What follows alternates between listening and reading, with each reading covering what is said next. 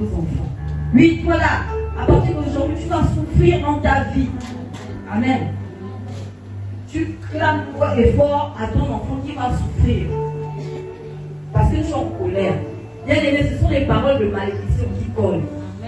Ce n'est pas seulement parce que l'enfant t'a manqué de respect. Oui, ce n'est pas bien, on reconnaît. Mais dans notre manière de parler, il faut avoir des freins. Il faut faire le tri lorsqu'on parle. Que voilà, tu maudis ton propre enfant sans le savoir. Et après, on crie au diable. En ce moment-là, qui est le diable? C'est bien toi. Parce que tu es venu libérer une parole de malédiction sur ton enfant. Et une fois cela fait, pour d'autres personnes, elle était tellement en colère qu'elle ne réalise pas son erreur. Amen. C'est le genre de personnes qui ne savent pas se repentir. Elles sont capables de faire poser des actions négatives, mais elles ne regrettent pas. Amen. Et elles ne prennent pas conscience de l'action posée alors de l'acte posé.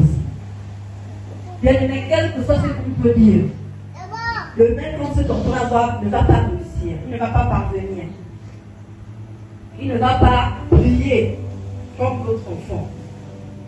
La personne qu'on va en vouloir en ce moment, ce n'est pas cet enfant, mais c'est toi, le parent. Amen.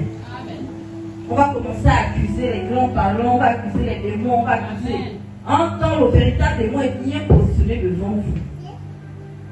Amen. Il est bien là. Et à un moment donné, quel que soit ce qu'on peut dire, on doit arrêter de faire cela. Lorsque on pêche, on doit prendre conscience du péché. Et la Bible nous le déclare dans Jean 16 à partir du verset 8. Il faut reconnaître nos fautes, agir en fonction de cela, réagir, je pouvais dire, en fonction de cela. Ne pas se tromper dans nos positions, comme si en fait on avait posé un acte vraiment qui était bien, une action positive.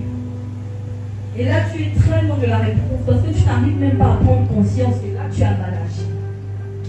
Toujours dans le déni qui, moi je suis convaincue que j'ai bien parlé. J'ai dit, elle m'a énervé, elle a fait quelque chose qui ne m'a pas plu. Et elle méritait toutes les paroles que je lui ai dites.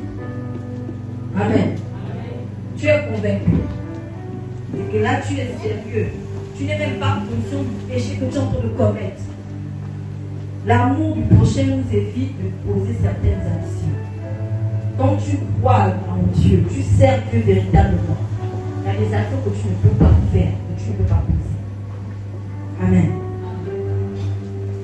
Et à un moment donné, lorsqu'on commence à prendre conscience que là, on a mal agi, on a commis un péché, tout ça là, entraîne déjà que nous avons maintenant le chemin de la réponse.